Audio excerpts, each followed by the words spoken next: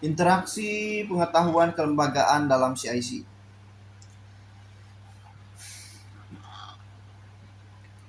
Melalui interaksi antar kelembagaan yang dijalin oleh pihak-pihak di atas, yaitu interaksi pengetahuan kelembagaan dalam CIC, diharapkan dapat melengkapi pengetahuan yang dimiliki oleh perusahaan di tingkat bisnis, yang berfungsi sebagai katalis atau hal-hal yang dapat menyebabkan bisnis sebuah perusahaan tumbuh dengan lebih cepat dan akselerator pertumbuhan ekonomi.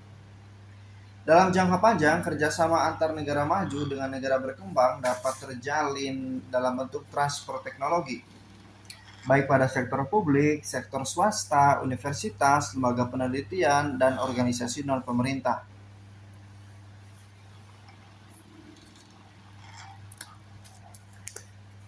Interaksi Creativity, Innovation, and Competitiveness (CIC).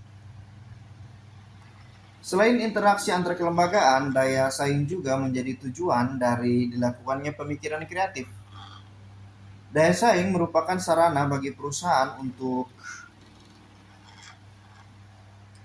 melakukan tinjauan kembali kepada atau terhadap terobosan-terobosan kreatif yang dilakukan di masa lalu untuk membentuk terobosan yang lebih cerdas dan inovatif di masa depan. Melalui kerangka CIC, yaitu Spiral and the Value Chain yang dikembangkan oleh Karyanis dan Gonzalez pada gambar 1.7, kita dapat meninjau hubungan antara kreativitas, level usaha, value add chain, CIC, daya saing atau kompetisi. Dapat dilihat bahwa value add chain CIC meliputi proses invention, early atau initial innovation, late, final innovation, dan productivity. Secara khusus, gambar value add chain di bawah ini menampilkan kombinasi dinamika, kompleks, dan kuat dalam pengetahuan manusia.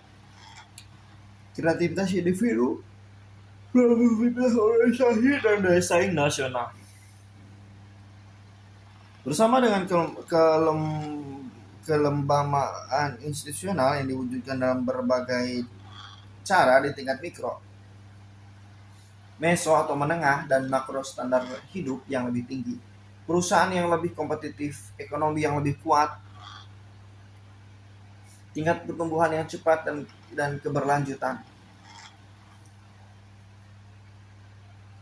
Creativity, Innovation, and Competitiveness dengan Value Add Chain.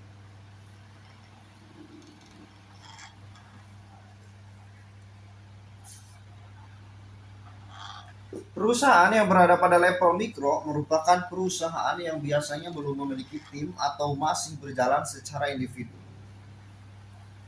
Dengan kondisi seperti itu, perusahaan pada level ini cenderung belum memikirkan daya saing yang perlu mereka miliki. Mereka akan lebih fokus pada dasar-dasar nilai yang akan dibangun dengan berpikir kreatif dan menggali banyak pengetahuan baru dan inspirasi. Melalui fokus tersebut, perusahaan pada level mikro memiliki tujuan untuk menghasilkan suatu pertemuan untuk dikembangkan. Perusahaan pada level meso berada pada titik tengah antara fokus kreativitas dan fokus daya saing.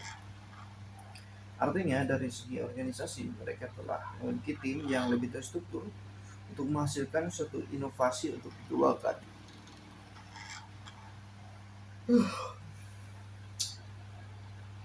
Sementara itu, perusahaan pada level makro merupakan perusahaan yang telah berkembang baik secara regional maupun nasional. Perusahaan pada level ini cenderung memikirkan efek atau dampak yang dihasilkan dari produktivitasnya. Namun, Karyanis dan kawan-kawan menemukan bahwa kreativitas dan inovasi tidak selalu mengarah pada peningkatan daya saing, setidaknya dalam jangka pendek. Dengan kata lain, tingkat persaingan yang terlalu tinggi ataupun kurangnya persaingan, kondisi monopoli, berkontribusi pada penurunan daya saing setidaknya dalam jangka panjang.